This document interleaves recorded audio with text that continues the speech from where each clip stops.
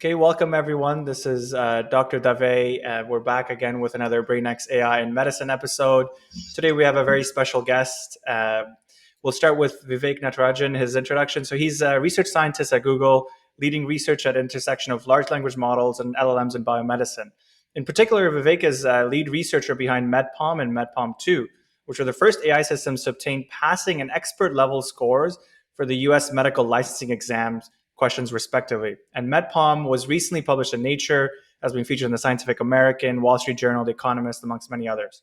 More recently, Vivek has also developed MedPalm M, which is the first demonstration of a generalist biomedical AI system, and AMIE, a research AI system which surpassed primary care physicians on multiple axes pertaining to diagnostic dialogue in virtual OSCEs, which are standardized exams that all clinicians have to go and pass through after medical school. Over the years, Vivek's research has been published in well-regarded journals and conferences like Nature, Nature Medicine, Nature Biomedical Engineering, JMLR, CVPR, and NeurIPS, amongst countless others. It also forms the basis of several regulated medical device products currently under clinical trials at Google, including the NHS AI award-winning breast cancer detection system, Mammo Reader, and the skin condition classification system called DermAssist. We're very happy to have you, Vivek. Welcome onto BrainX.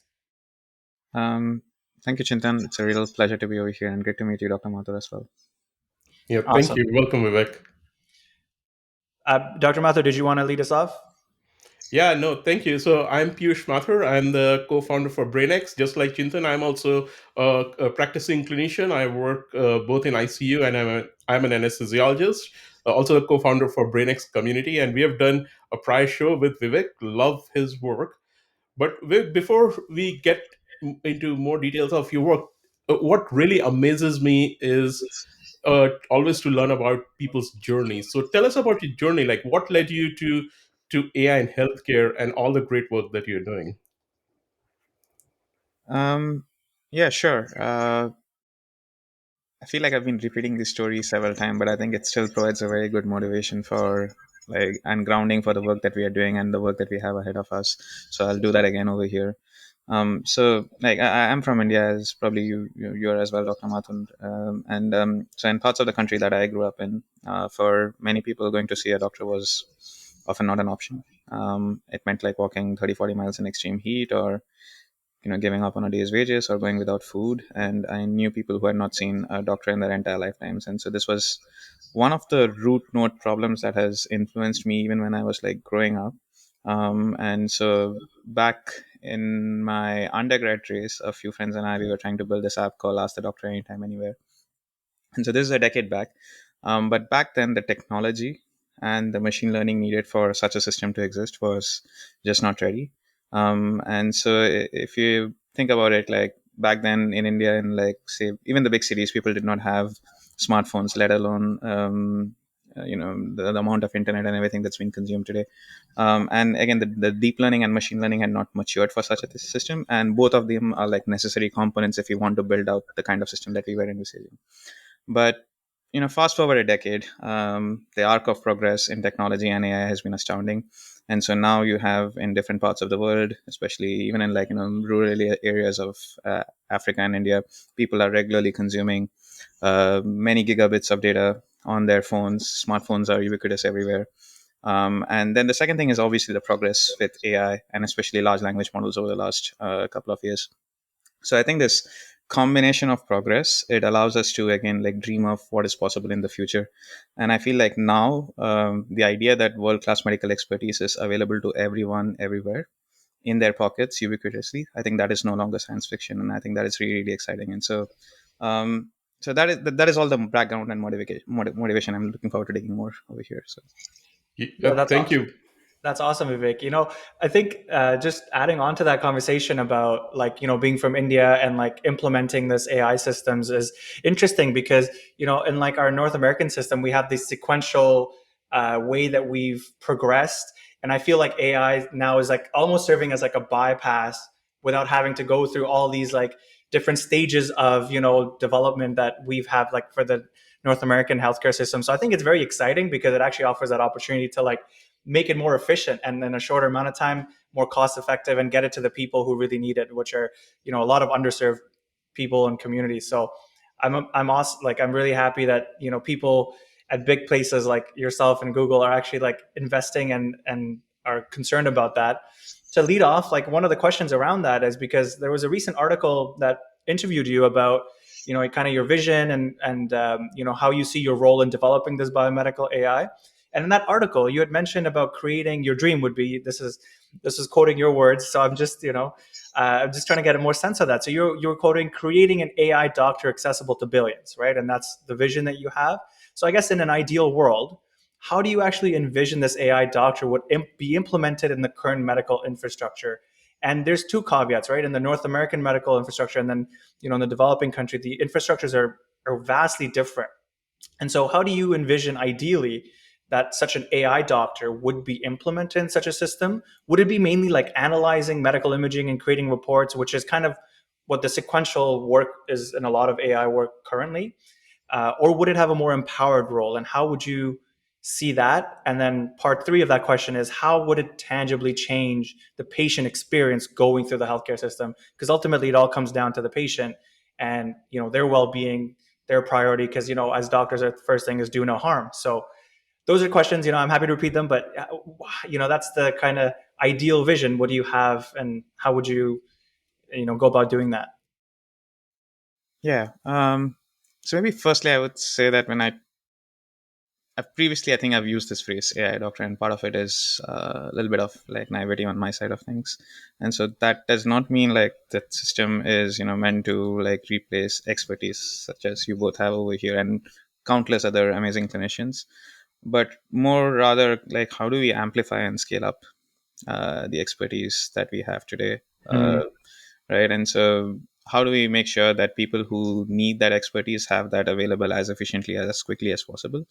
right. And I feel like, again, the kind of AI systems that we have will play a huge role over there. So our goal is not to replace doctors. Our goal is to amplify and empower clinicians so that if they are, for example, taking care of like 100 patients today a week, can we make that 10,000? Can we make that 100,000? Can we make that expertise available everywhere?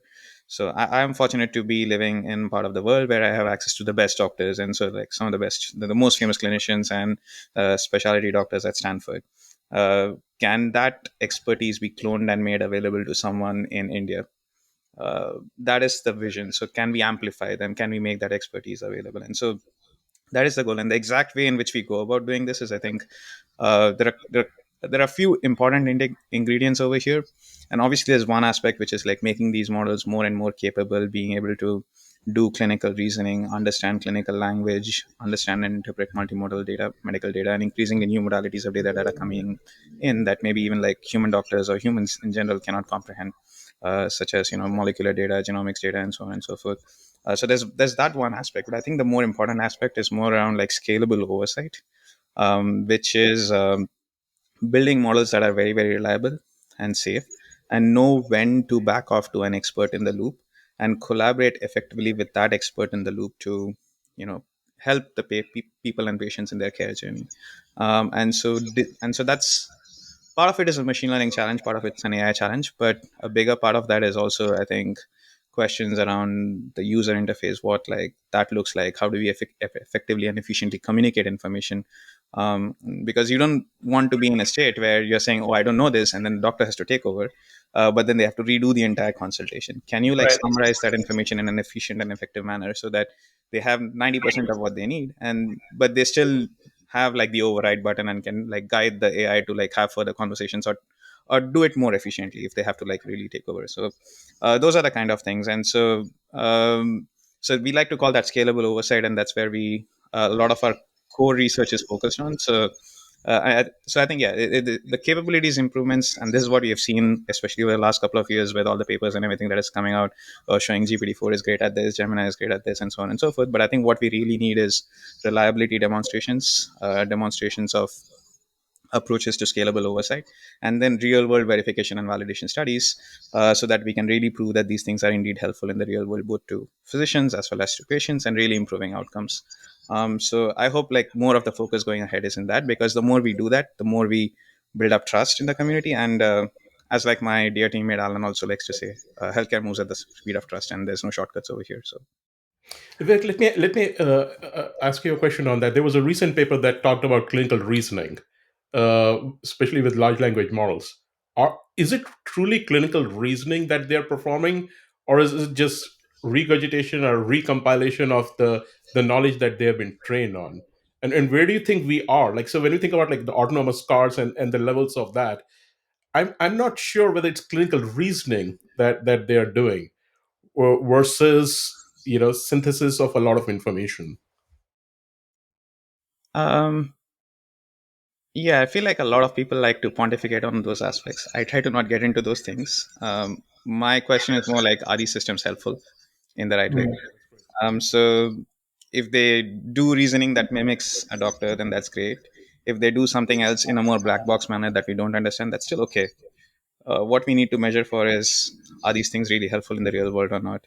And so, I mean, at some levels, you could argue that models are reasoning close to humans. They are generalizing better increasingly, and there is some evidence for that. But I think again, we're still very, very early in terms of understanding these larger AI systems, and we don't yet have like a great handle on them. There's work happening, like areas like mechanistic interpretability are like full of very, very smart people, and I have high hopes. But I feel like we're still very early. And so I don't get too bothered by those questions. I'm more trying to answer, okay, like we have these systems, are these like really helpful? That's And great. so and if, for example, to answer that question, it requires me to go down under and see, okay, like does the reasoning process mimic a human? And if you have like a model mimicking a human in its reasoning process, would that build up more trust? Then yeah, sure. I think those are interesting questions to try and answer, but I don't get too bogged down over here. So sorry if that was kind of a non-answer, but No, that's great, because I think people get into these controversies, and I think your answer is perfect to look beyond that and see what you're trying to develop, what's your purpose, and whether it's impactful there or not. yeah, that is, I think, a good summarization. Or Yeah, and yeah, so good. Yeah, and I had a question about the clinical oversight thing because I think the way you're describing it is the vision would be that the AI is not an AI doctor, it's a AI co-pilot almost. Like it's an AI system that essentially monitors, regulates. You know, a lot of medicine is like pattern recognition. A lot of physicians we recognize, we see like 100 cases of heart failure and then you develop in your repository, you're like, "Oh, this is like the spectrum of what heart failure looks like." And then you recognize those patterns, peripheral edema, difficulty breathing, and then you're like, okay, this is what is going to be heart failure. So I think a lot of humans and like clinicians do just, it's like pattern recognition and learning, and that's what residency is, for a lot of us. And so I think, to the earlier point about the clinical reasoning you were mentioning, Piyush, it's like, there is some decision making that like goes into the clinical reasoning aspect, but a lot of the medicine is a lot of pattern recognition, and which I think is where the AI would be the most useful, because ultimately I don't think patients are going to want to rely on a black box system to make like definitive decisions about their healthcare. And that's just kind of, I mean, that may change in the future, but it's like if you can't justify why you're doing that, because even when we communicate to patients about, oh, why are we doing this, why are we doing that, a lot of them are asking you, and then you like justify because of ABC reasons we're going to do this and not that. So I think there's probably a middle ground there, and I like the co-pilot approach because it's like the AI system serves as like a monitoring mechanism in the background, and then alerts the clinician, and then you want to talk about scaling the expertise, so that allows maybe one expert to see more patients and more cases. But I guess my question around that is, how do you uh, there is a loss when you go from working in the ICU, like you have like 14 patients, and then I've done like tele ICU, for example, as well. Yes, I review like the charts and like the vital signs of patients electronically and remotely, and I look at the trends and all this stuff. But there is a tangible loss in some sort of information. I don't know what, when I'm at the bedside and I'm assessing the patient. And there's a sense of we call that a clinical gestalt, which is like you have a sense of what this patient's status is, like for example, how sick they are. Some patients that might look good on paper, but then you go see them and you're like, oh, this person looks horrible, they need to come down to the ICU now for closer monitoring. Which sometimes you would lose that, for example, if you were to do it all based off of electronic data. So I guess my question to you, Vivek, is like, let's just say you have the best algorithms, best identifying thing, but like, how is there? Have you thought about that, or is there a way you think maybe through machine learning or something like that, we could address that gap. But it's just a, this is something I've experienced, that if I'm trying to take care of like remote patients, that's one thing I've always like bugged me internally. So just curious to hear you guys' thoughts on that. Yeah. So again, this might be a little bit naive. I haven't spent any length of time in hospitals to be able to like make like that's what really goes on, and think that all the stories that I've heard, I think it's a very, very challenging and difficult environment. But the viewpoint that I have is, if someone is already in the hospital, then that's too far ahead. Like, I mean, that's gone Mm. towards the extreme. So how much of and I feel like the people who actually need the most care are actually sitting in their homes, not coming to hospitals or in clinics.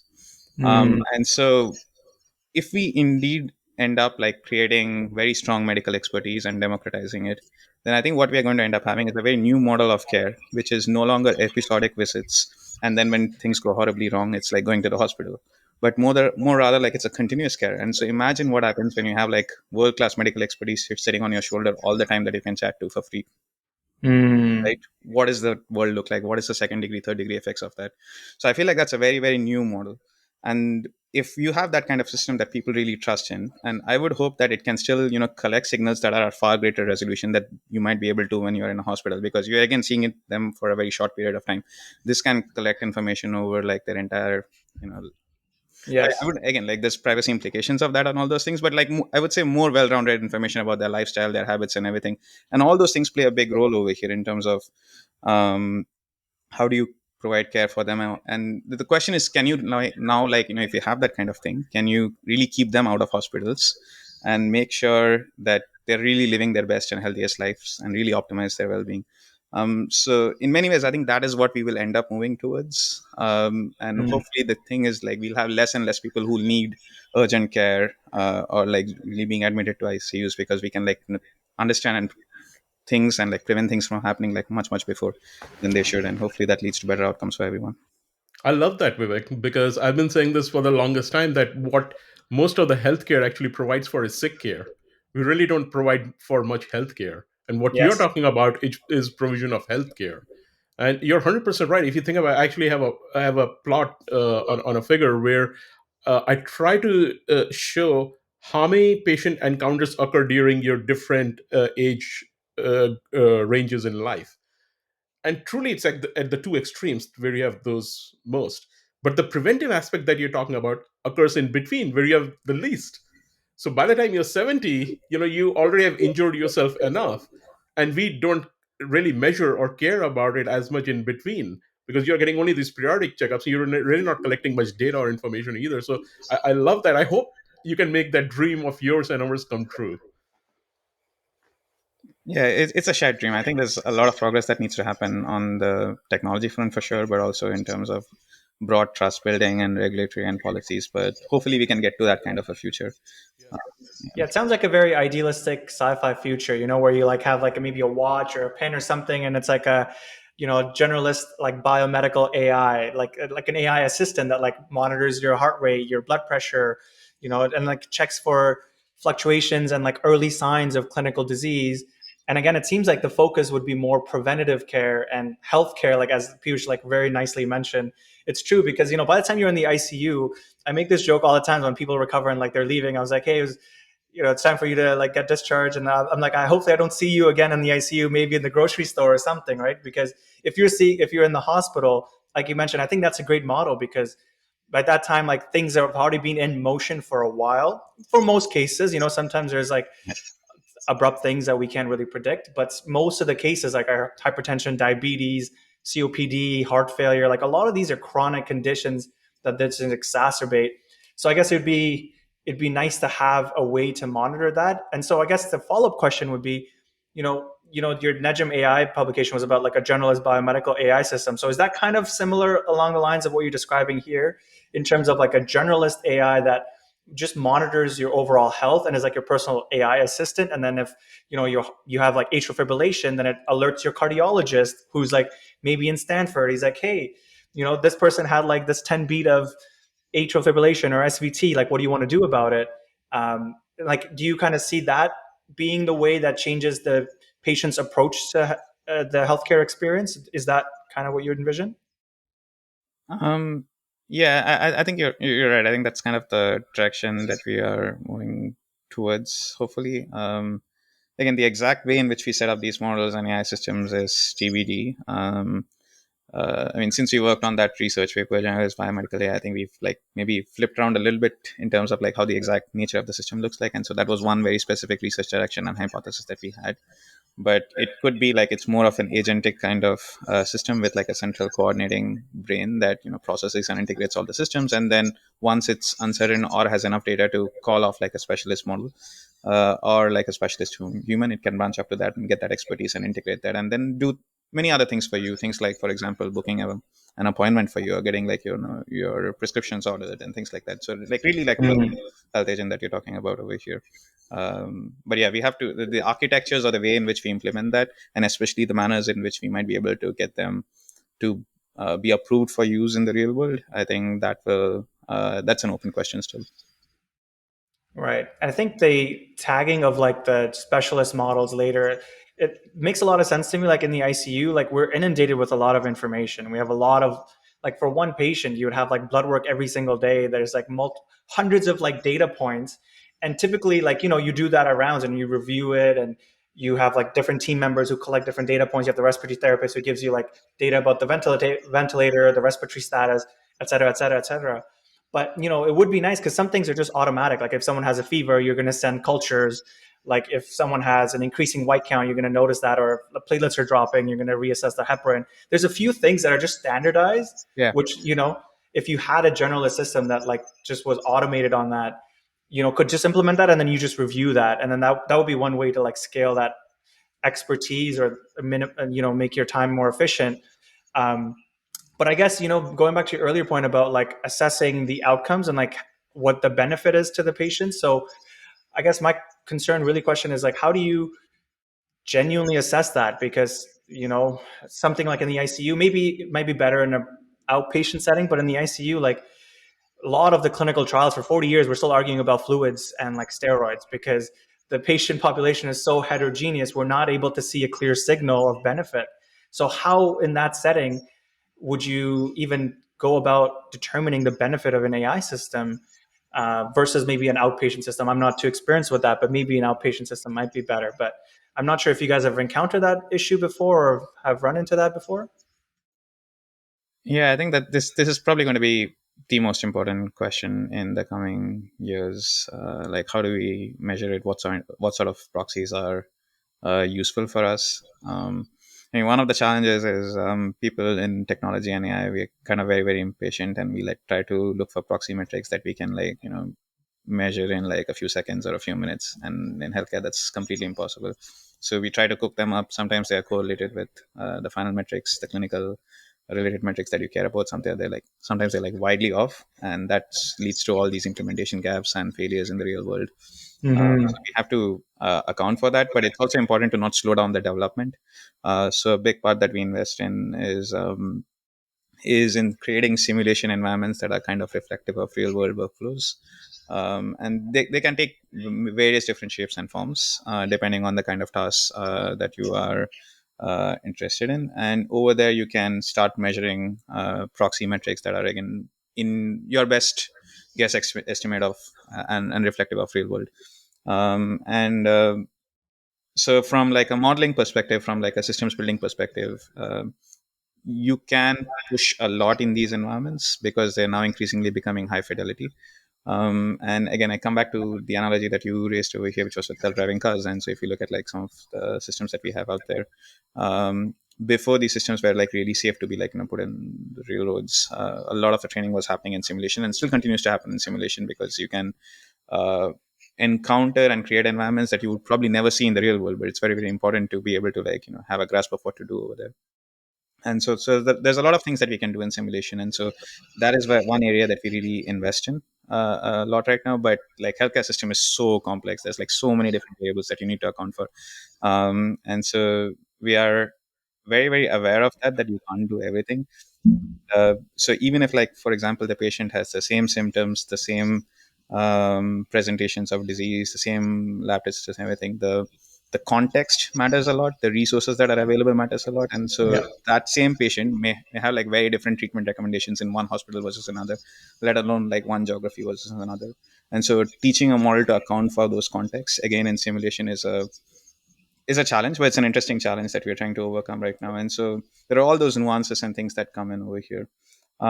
But having said that, there's no substitute for real world studies. And so if you when you look at like Waymo, I mean, they did train a lot in simulation, but then they ultimately had like real miles that were being collected at scale with safety drivers sitting behind the wheel, and they were getting all these disengagements data, right? Or when like a human driver was taking over. And so you need that for years and years.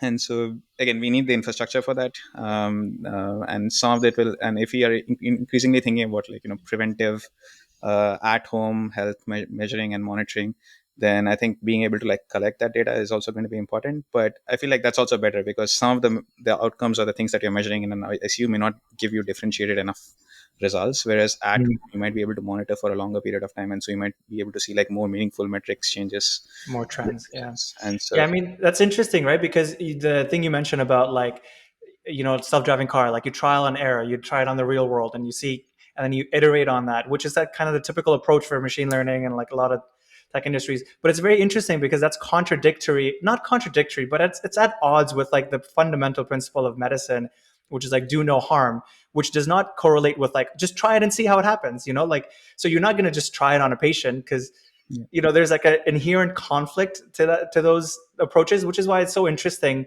how, yes, you come from like the AI and the tech world, and you have this like iterate fast, fail fast, and build fast, and like make sense because on the other end you're just getting feedback. Even if you fail, there's no like tangible loss other than like financial or whatever you've invested, but no like inherent patient life lost. Whereas in healthcare we can't really do that. And so that's been always interesting to me about how do you navigate that in the healthcare. And I think as a consequence, healthcare development and implementation and of things have been so delayed because you can't just trial it, like developing a drug takes like decades because of the same issue. It's like, well, okay, we're gonna have to test it for like all these different phases just to make sure that it's safe. So I'm just curious to see. I mean, it's still evolving, of course, like how AI is implemented and regulated. So this is going to be an interesting trend, I think, to see how quickly we're able to actually implement something and trial something.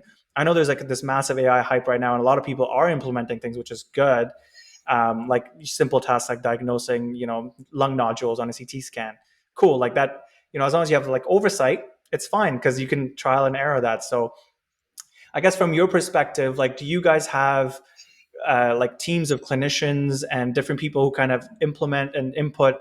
I'm sure you guys do because there's a clinical officer and stuff for Google, but I'm just curious about how that interplay actually works for you guys. And like, do they have a role in model development, or is it more during the deployment like timeline that you get the clinicians involved? Yeah, maybe one quick thing on the earlier point. If you think about self-driving cars, I feel like it's also equally consequential because the mistake over True. there can Yeah. cost a Yeah, lot of actually, life, much more you're right. instantly You're right. than in healthcare. So I feel like Yeah. we take that no harm thing too seriously sometimes. Mm. So we can relax that a little bit, but again, the key thing is scalable oversight.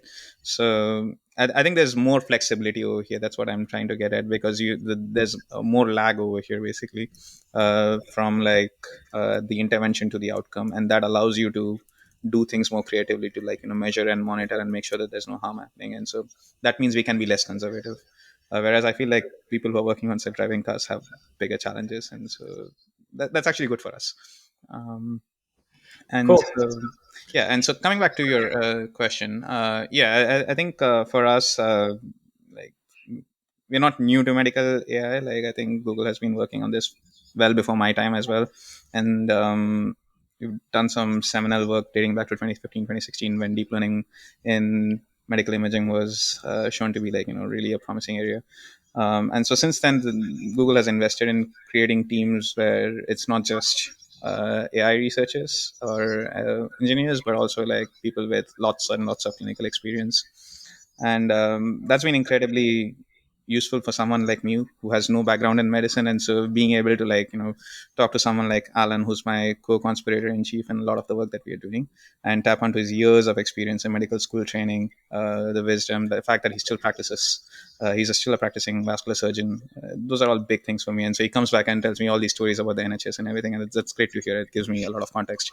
And so, and every time we start working on problems, it's never like an AI researcher or an AI engineer driven, but rather people from both the clinical background as well as the AI background come together, and we first try to identify, okay, what is the most impactful problem that we can solve.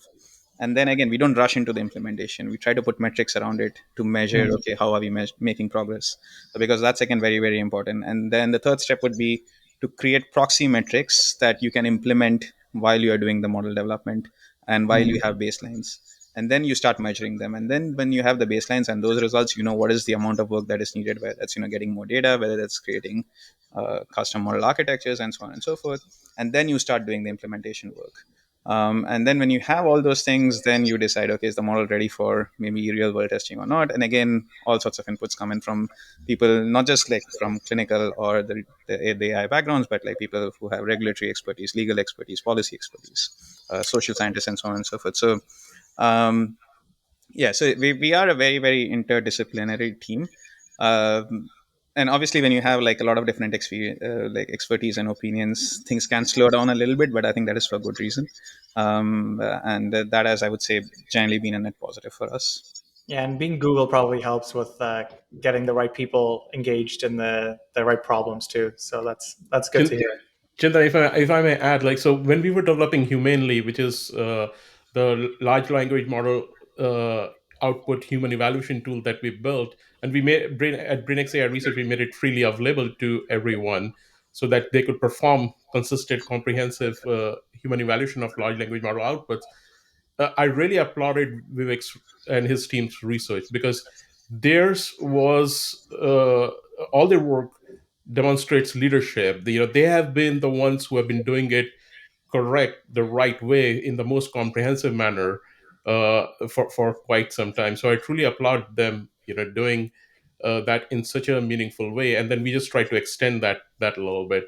But Vivek, I also had a question about the dream come true. Going back to the dream come true, because we have dealt with this question of biasness in the data, and that arises from not having data from some sections of populations. I worry about affordability. That is the implementation part of it. So, is there?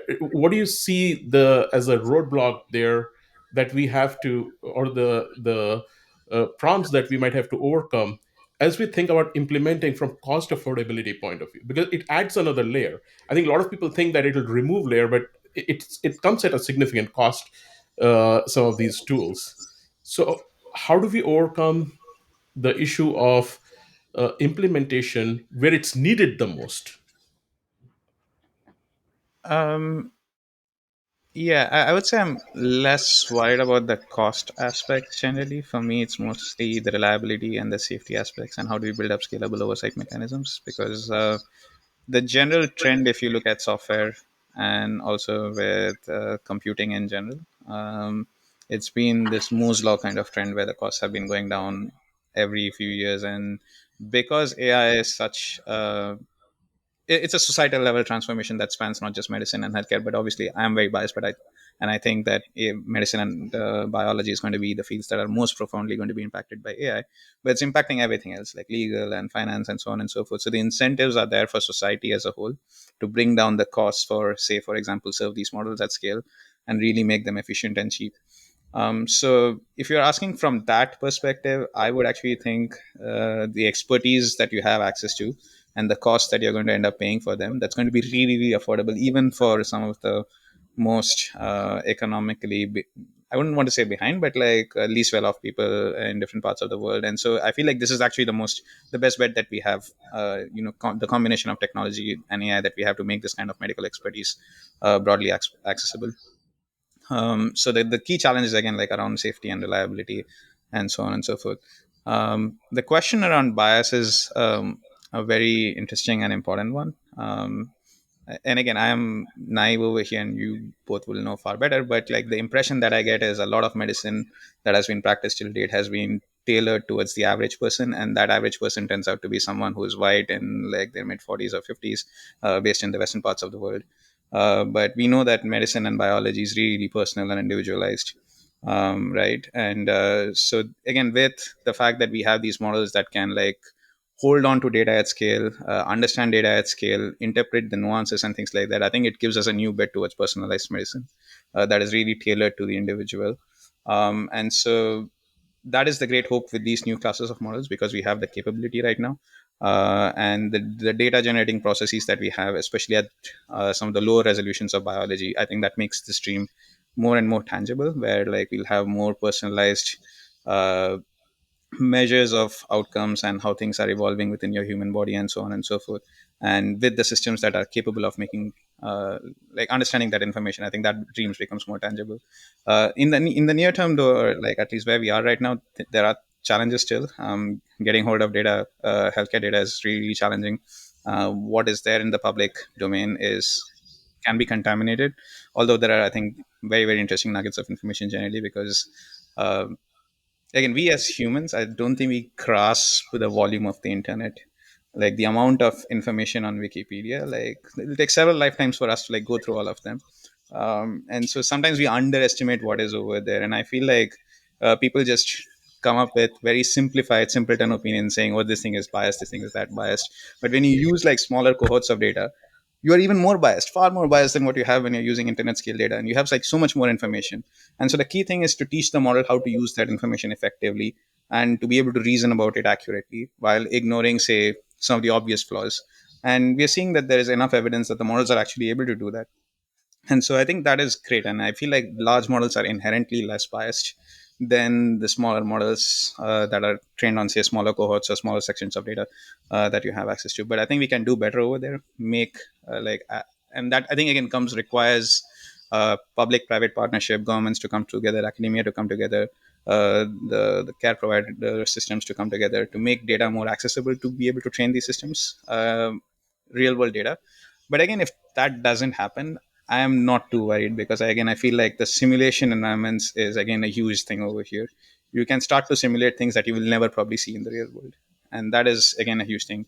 And so we can now start, simulating scenarios of a patient with, like, say, reflective of someone, say, who's part of, say, like who has the physiological characteristics of someone living in, say, the Nilgiris in India, but is now coming and visiting, say, Stanford over here. You would never see that in the real world, but we can simulate that, and then we can see, if you have a model or a system, how would they respond to that. Will they be able to account for their differences, or will they just give the treatment that is prescribed to the average person visiting Stanford? So those are the kind of interesting things that you now start to do in simulation, that I think is again a big step up over here. So again, I might be naive, I might be too optimistic, but I feel like these problems are surmountable. I mean, Listen, your optimism is so infectious. It really pumps me up. So thank you for sharing that. that's very interesting about the patient when Nilgris you mentioned. Like you can simulate that. I guess my question around that is like, how do you know that simulation is capturing all the necessary variables and is like a robust simulation? Like how because there's almost in not infinite, but there's a lot of variables. So how do you do that, and how do you determine, well, if you're missing variables, how do you know that the next iteration of that simulation is going to be better? Yeah, again, great question. The way we've tried to approach it is, if you have like these big simulation environments, again, like you can break down into like components, and then those become more easily verifiable by humans. And so, for example, if you generate like a description of a patient, or like the trajectory over, say, like a 6 month window of like given a particular medication or a treatment or whatever, then you can individually like go and verify those chunks. So, but you're not obviously verifying, okay, does this work with this management plan? That is more challenging. It takes, I mean, with some effort you can do that, but I feel like if you can break down into components and divide and conquer, then that's one way to verify this. But then again, the other progress that's happening over here is you can use AI to verify them. So humans, it might be more expensive to get humans to verify all these components because it doesn't scale so well, and you need expertise over here, which is really costly. But AI systems can do that much more efficiently for you, and we are seeing good evidence that they can actually collaborate effectively. Models trained with different kinds of inductive biases, or having access to different kinds of data, can give you like good critique and good feedback, and then you can use that feedback to refine and self improve. And so we're seeing early trends of that trajectory emerging.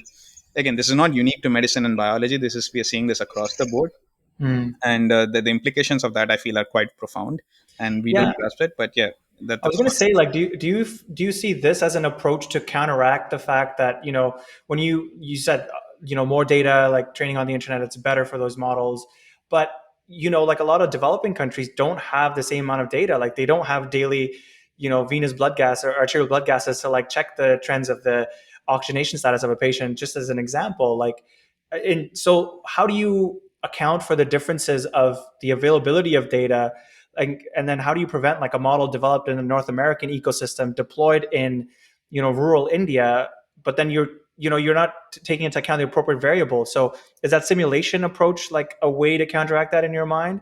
And if not, then are there any other approaches that you think would be good to think about or address when you're trying to implement these models in a more resource constrained setting?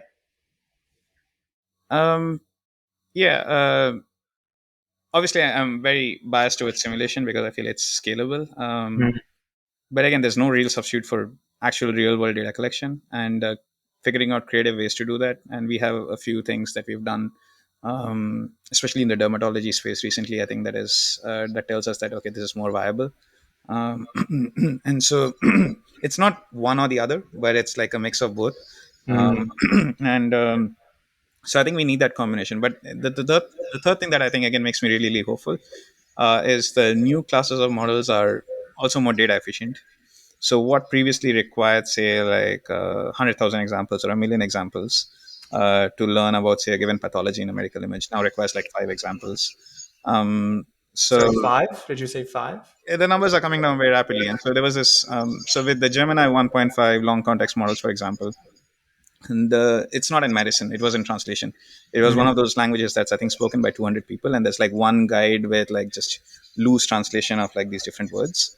And so what they did was they put that guideline into the context of the model, and then they gave it like, okay, now can you translate these words? And that model, without any fine tuning, this is just in the context, so it's doing in context learning, was able to do that as good as like native speakers of that language.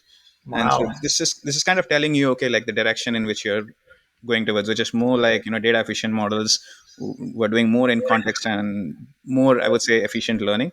And so I think that trajectory is something that we can piggyback on. And so maybe we don't need like hundreds of thousands of examples. Maybe we can get away with like smaller numbers over here and still be able to do much, much better than before. So that's the other trend that is, I think, encouraging. That's super cool, man. I think, yeah, the data efficiency of these models and development is actually a very, very promising trend, because then, yeah, you don't need like 1,000 heart failure examples in like this rural village in India. Maybe you just have like 10 patients, and then that you can create a better model and a better kind of context around that. So that's super, super good to hear. And then the simulation stuff too is something that I'm hearing from you is like a very scalable approach. So that's, I think those are both promising ways to address like real life, real world concerns about biases in these models in resource constrained settings. And I guess before we end it off, I want to end off like, given your optimism, I want to ask a question I think a lot of the lay people have about the erosion of human to human connection. That's an issue that's brought up by physicians through when they talk about burnout. They talk about lack of meaning and connection with humans, because now you're spending like several hours of your day like writing notes as opposed to like talking to a patient, which I've experienced too, and I'm sure Piyush has as well, right? And it's a real problem because of the administrative buildup, which people are addressing with AI as well. So I'm hopeful for those that they actually come through and are effective. But from your perspective, do you think that if we were able to create this ideal vision of a medical AI co-pilot of sorts, which kind of you described, do you think this would actually result in an improved human to human connection, or do you think we'll see the rise of more telemedicine and automation that really detaches the patient and physician connection? Um, yeah, no, I think it's a great question. I mean, it's pretty obvious to me with the trends that we're going to have AI systems that are going to be superhuman compared to medical experts in certain parts of the medical workflow today. And so that may include things like diagnosis and treatment management and so on and so forth. Maybe even things like surgeries 5 years down the line Right. if we get like good robots, for example. Hmm. Um, but it also seems quite obvious to me that when people go to see a doctor, they're not necessarily looking for the best diagnosis, but rather the ability to talk about your concerns, your feelings to someone and Yes. establish that connection, and Yeah. just feeling that you're listened to and cared for. Yeah. Um, I still don't think that can be replaced by AI as yet. Also, although we are seeing some interesting trends emerge with like things like character I don't know. Again, I think AI can be a tool for scaling empathy, but not for replacing human empathy. And so this again brings back down to this. I feel like if we get this right, then we can make sure that there is enough time for more human connection. And again, this is not just true for medicine and care delivery, but overall. And so that is the opportunity that we have ahead in front of us, where a lot of the BS that is in and around like the healthcare system can be automated away or taken care of by these systems, and doctors can really focus on doing what they really, I think, want to do at the end of the day, which is caring for people. And so that is the great hope over here. Yeah, I think that'll instill a lot of hope to the physician listeners to this about, there's always some fear, right, about AI is taking over everything. But I think I agree with you because that holding of the hand or, that little pat on the shoulder or giving the tissue when you're like breaking bad news or there, like, I think that's very hard to replace. And that's an essence of like medicine that, obviously attracts a lot of physicians to go and provide that care and service. And patients go looking for that just simple connection, and sometimes, you just listen to their concerns about headache and it gets better. And, you don't necessarily need to do a CT scan. So I think I agree with you. And it's just about finding the ways that AI can be implemented in those areas to reduce that burden of like, if there was an AI that I'm having a conversation with the patient, privacy issues aside, of course, if they're addressed appropriately, that they could just like summarize the note for me, then I would save another 30 minutes of having to go sit down and then being like, recalling, I was like, oh, yeah, what was his dog's name? Or like all these details, right? When you do a full internal medicine consult. So I think there's a lot of hope there. And I'm really happy to see and hear your perspective that you see it in that perspective of AI actually working to improve patient outcomes, but also improve the human to human connection, which I think is we're kind of losing at this stage. And I think is a big problem from both patients and physicians. So I'm really happy and hopeful to hear that from your perspective. Yeah, no, I think that is the opportunity ahead. And it's not just true for, I think, doctors, but also, I mean, there's increasingly some discourse that I see around like AI replacing nurses and things like that. And I find that, again, not very comforting to hear. Hear I would more again about want it. to think about like they're also experts in their own realm and in their own domain. And so we should think about narratives that are more, and actually be doing work that is about augmenting and, and making their workflows and lives better. And so it's, um, yeah, and this again comes back to like when you're developing technology, you need to have like that empathy and awareness of like what's going on around you, rather than like just having this very closed mindset. Yeah. And so that's one of the things that I've learned about by working with clinical experts and talking to folks like you, and hopefully like more and more of people who are building in AI, especially for some of these consequential domains and realms, are also take that into account, because I think that's really, really important. Thanks, man. Yeah, I mean, it's amazing to see people who are driving this AI change in medicine, like yourself, have this positive mindset, this optimism that it's actually going to improve, patient outcomes and everything within the like healthcare field. So it's really nice to see that people who are driving it actually believe that as well. And I'm sure people who are listening are also going to appreciate that. I don't have any other questions. It's been awesome chatting with you, Vivek. I don't know, Piyush, did you have anything you No, wanted no, to add? it leaves me very excited. So thank you, Vivek, for the exciting conversation here and sharing all your words of wisdom.